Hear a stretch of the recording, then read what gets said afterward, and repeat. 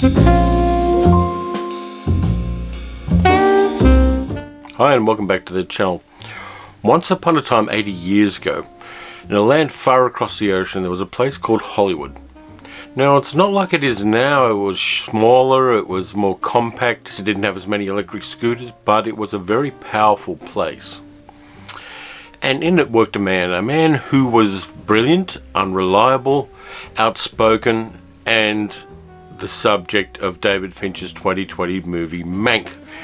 His name was Herman J. Mankiewicz, and he is played in the movie by Gary Oldman. He met and worked with Orson Welles on Orson Welles' first movie, Citizen Kane, which was made when Welles was 24 years old. He had a deal with RKO where he had final cut and all creative control, a deal which has not yet been equaled in Hollywood. He decided he wanted Mankiewicz to write the script for him, and Mankiewicz had just had a car accident and broken his leg in 3 places.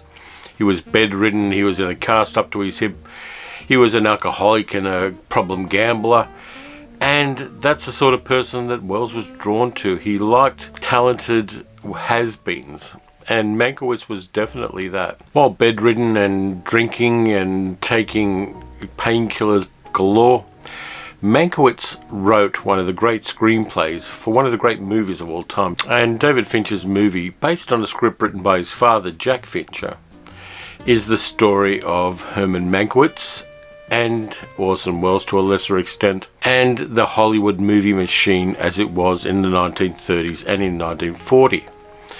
And it's brilliant. Now I'm going to get the bit that I don't like out of the way first. David Fincher has directed this movie in black and white using a red camera, and black and white in a red camera, all done digital.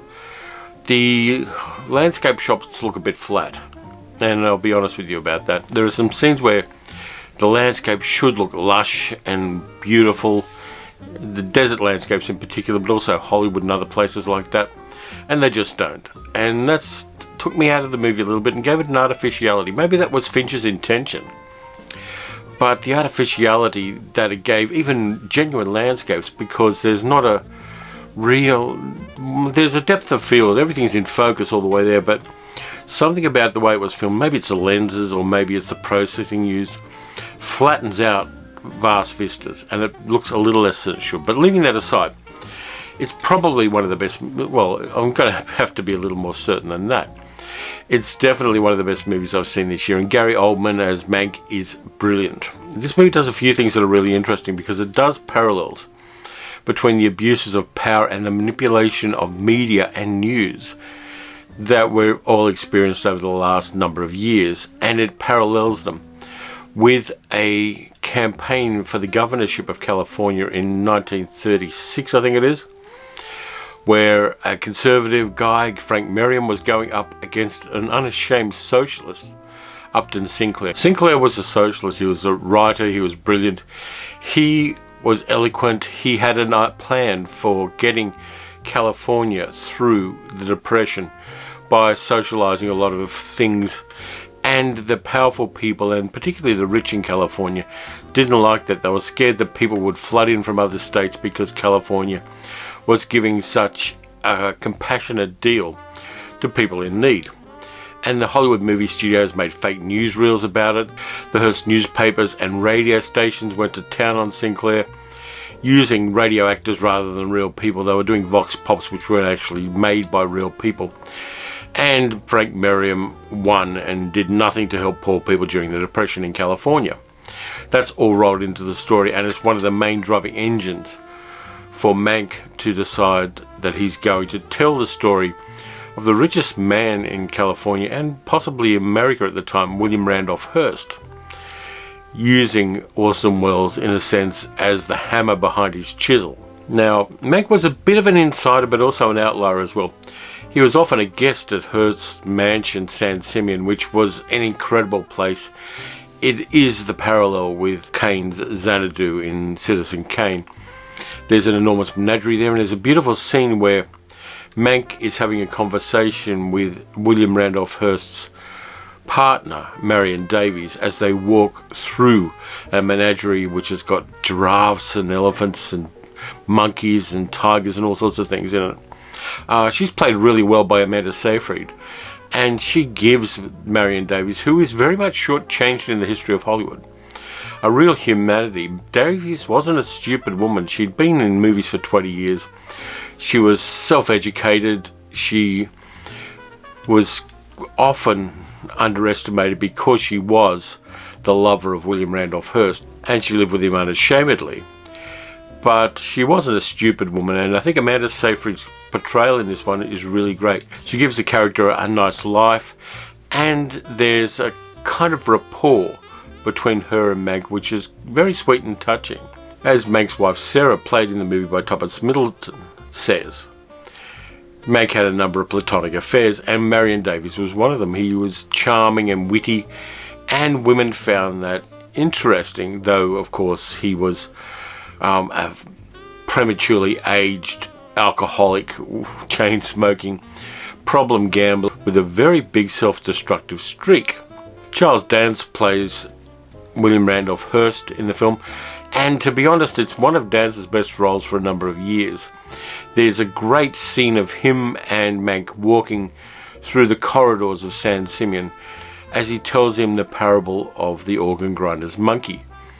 And it's a really interesting moment there where we see the man behind the facade of this monumentally powerful human being, and we see the mean-spiritedness and callousness of the man who has just been slammed by Mank in a way I'm not going to spoil for you. It's just a brilliant series of scenes in the movie where we understand the emptiness and gutlessness of very powerful men. Now, the other very powerful man we see in the movie is Louis B. Mayer, played by Arliss Howard.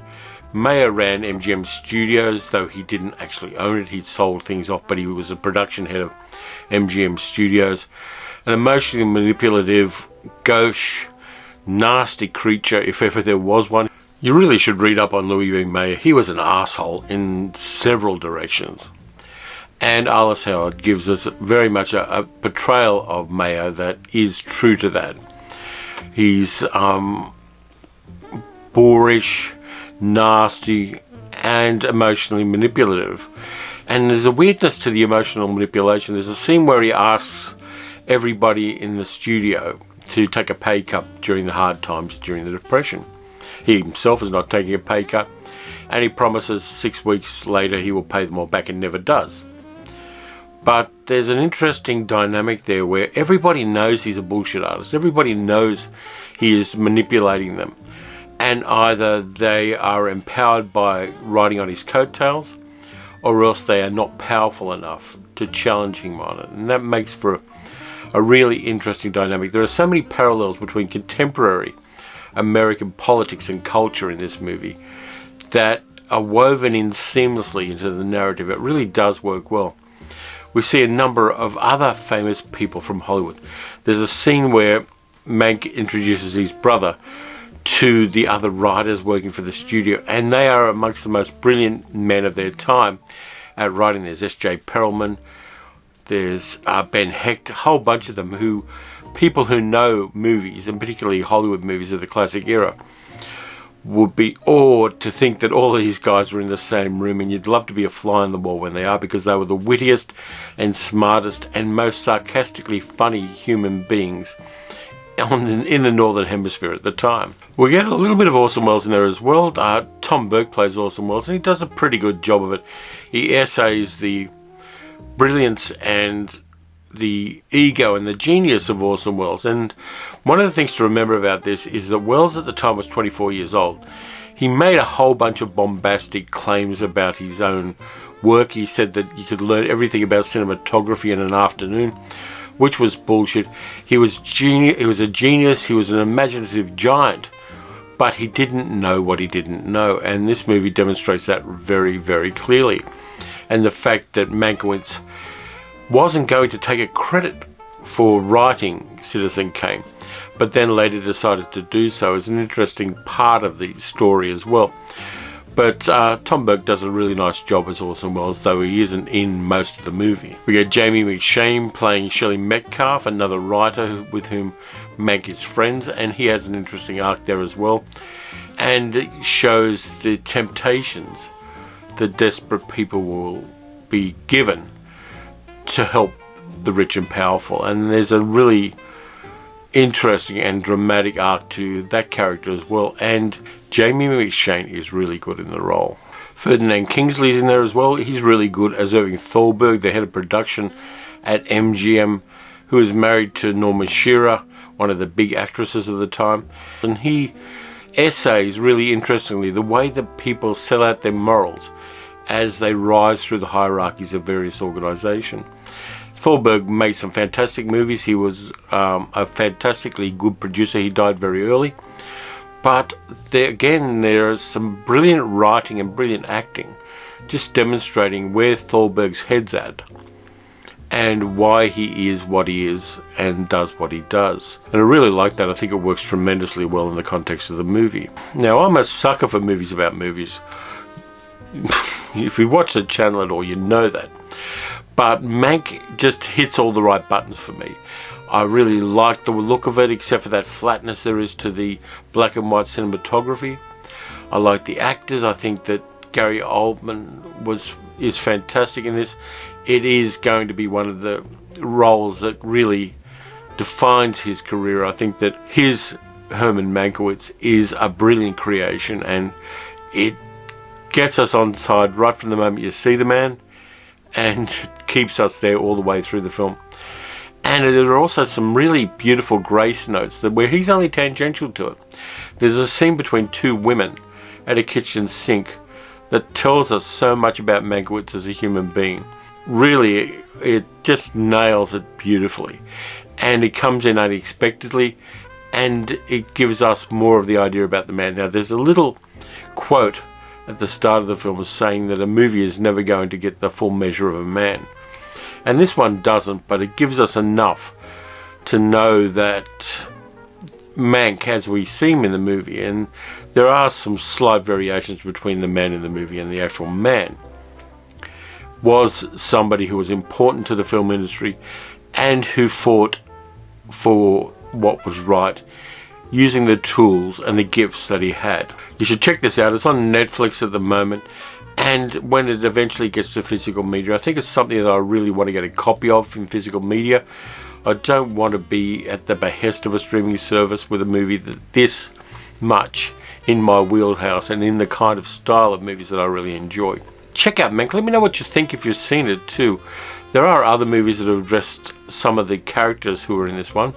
There's RKO 281, I think it is, where Liev Schreiber plays Wells and John Malkovich plays Mank.